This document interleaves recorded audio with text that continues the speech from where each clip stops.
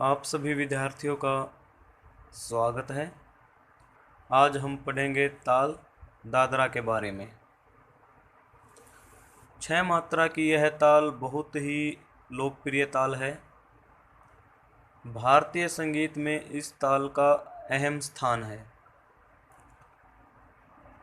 इसका प्रयोग सुगम और शास्त्रीय दोनों ही प्रकार के संगीत में किया जाता है। यह एक बंद बोलों की ताल है जिसको हम ढोलक, तबला, मृदंग आदि वाद्य यंत्रों पर बजा सकते हैं। इस ताल का अधिकतर प्रयोग या इस ताल पर गीत, भजन, गज़ल, कव्वाली आदि गाए व बजाए जा सकते हैं। तो आइए अब हम देखते हैं इस ताल के एक गुण, दुगुण और इस ताल के पूर्ण परिचय की ओर।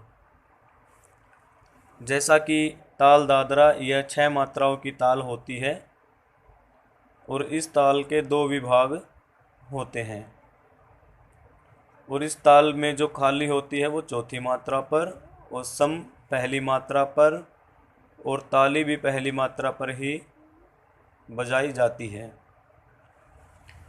हम इस ताल के एक गुण की तरफ देखते हैं। जैसा कि 6 मात्राओं की ताल होती है तो हम यहाँ पर 1, 2, 3, 4, 5, 6 ऐसे 6 तक काउंटिंग लिख लेते हैं। फिर काउंटिंग के बाद जो नंबर आता है वह ताल के बोल। इस ताल के बोल हैं धा, धिन, ना, धा, तिन, ना।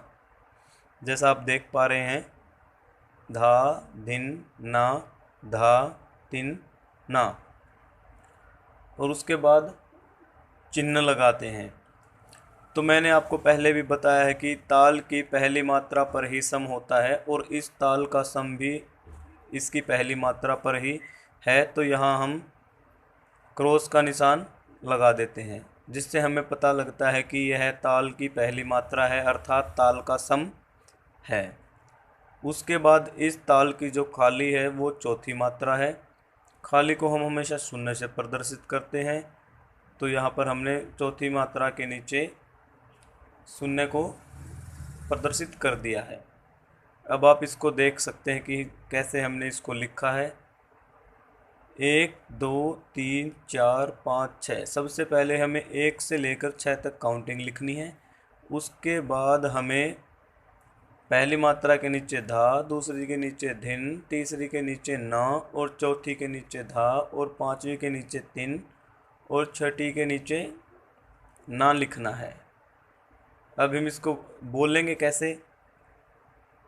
सबसे पहले ताल को जब भी आप बोलते हैं तो उसकी जो गति होती है वो समान रहनी चाहिए। वो कितनी भी कम या ज़्यादा हो सकती है लेकिन उसकी गति समान होनी चाहिए। जैसे देखिए आप एक बार, धा, धिन, ना, धा, तिन, ना, धा, धिन, ना, धा, तिन, ना। हमें हमेशा कोई भी ताल हो उसको एक ही गति में बोलना चाहिए। एक ही मात्रा के नीचे जब एक बोल का प्रयोग किया जाता है तो हम उसे ताल की एक गुण कहते हैं।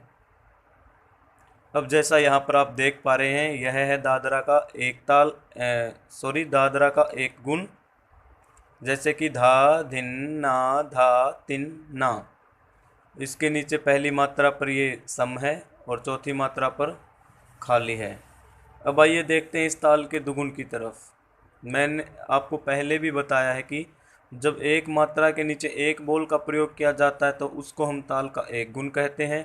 जब एक मात्रा के नीचे 2 बोलों का प्रयोग किया जाता है तो हम उसे ताल का दुगुन कहते हैं। अब हम दादरा ताल के दुगुन की तरफ देखते हैं। जैसा आप देख पा रहे हैं, पहली मात्रा के नीचे मैंने ताल के 2 बोलों को एक साथ लिख दिया है और उनके नीचे अर्धचंद्र का प्रयोग भी किया है, जिससे हमें पता लगता है कि इन दोनों ताल के बोलों को हमें एक ही मात्रा में बोलना है। जैसे हम यहाँ बोल पा रहे हैं कि धा धिन ना, लेकिन यहाँ पर हम उतनी ही गति से उसी समान गति में बोलेंगे धा धिन ना धा तिन्ना। एक बार फिर दोहराता हूँ, धा धिन ना धा तिन्ना। अब ऐसे करके हमने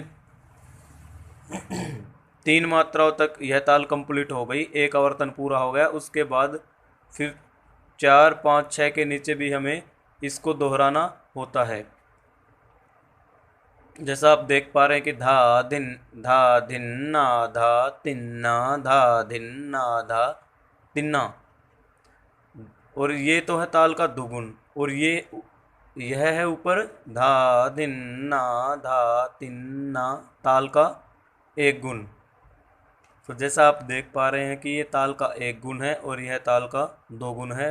बोलने का तरीका भी मैंने आपको बता दिया है और लिखने का तरीका भी आपको बता दिया है, और परिचय तो आप सबने पहले सुन ही लिया है। तो आशा है कि आप सबको यह ताल अच्छे से समझ में आ गई होगी। धन्यवाद।